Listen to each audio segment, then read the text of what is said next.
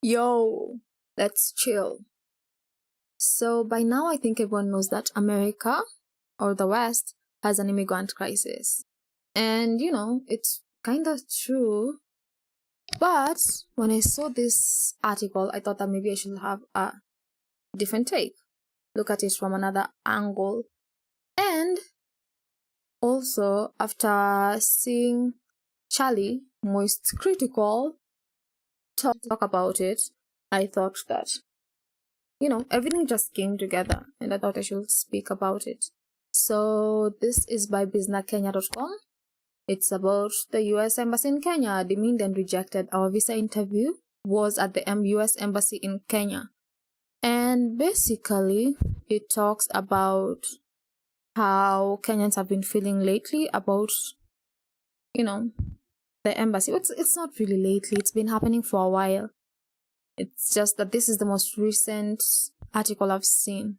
So many people are rejected, are lost on the reasons why they were denied despite meeting what appears as the requirements.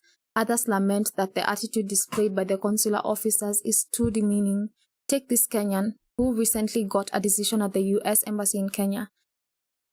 Someone told me what's happening in the US Embassy. I went for a visa interview last week on 25th April. And let me tell you, I was denied pink paper. Mind you, I have a rich traveling history and I was in the US in 2018 and my 5-year visa expired in December 2022. So this is for someone who already had a visa and it's just expired. So why in the hell will they be denied? I also traveled to Zanzibar last year. I have a job, family ties, and let's say all the requirements.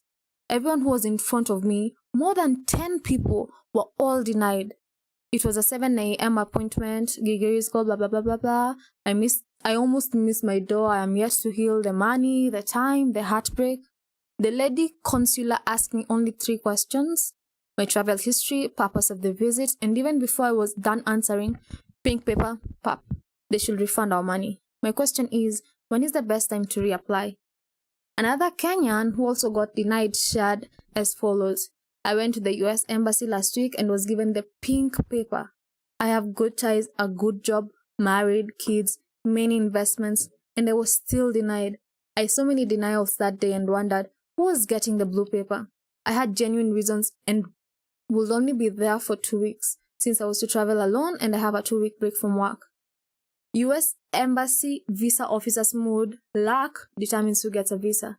So if everyone is getting a visa due to the mood, then why are we even applying? Why are people applying if there's a 50% chance you won't get? Maybe the person will have stop their toe in the morning, not get their coffee, and then you'll just get rejected for no good reason. A guy I was sitting with had gotten a job in the US and he seemed really excited, but the consular could hear none of it. When we met outside, he burst into tears and I really felt bad for him. I have been to 2 countries outside Africa and I thought that would be sufficient, but I was wrong. I am really curious on what criteria they used to approve.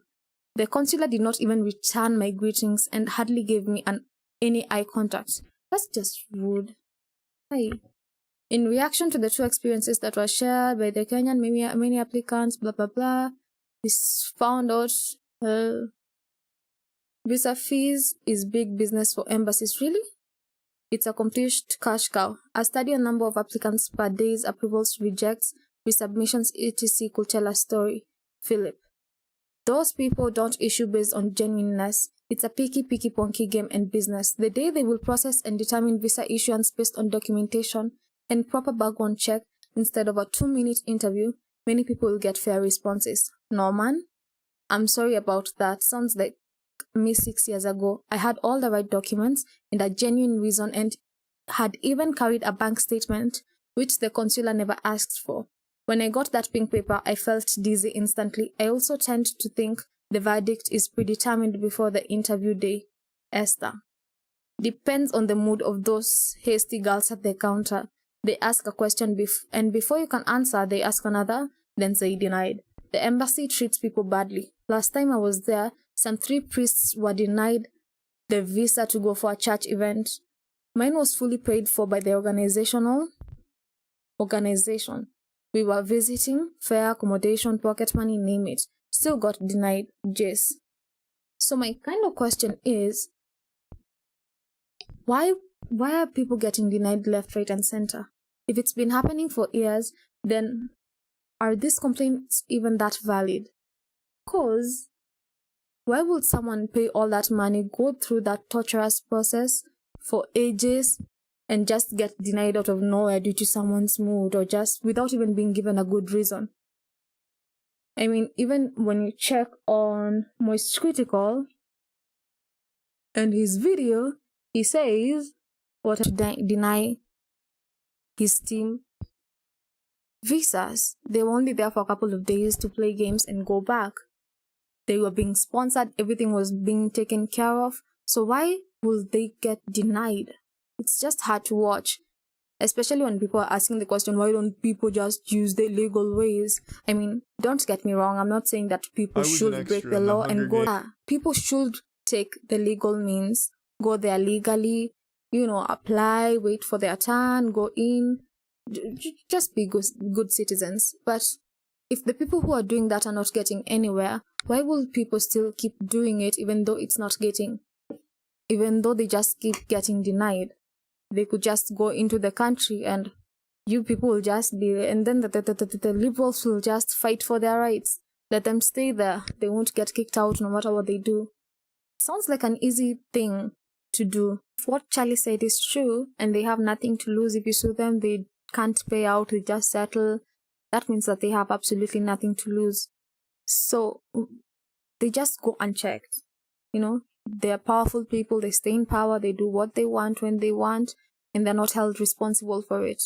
So at the end of the day, it just leaves people feeling discouraged. Thanks for listening. Although this is all half-baked, I hope that you enjoyed.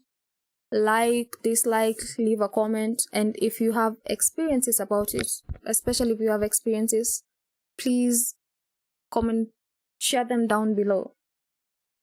Yeah, bye. Please subscribe. Stop recording.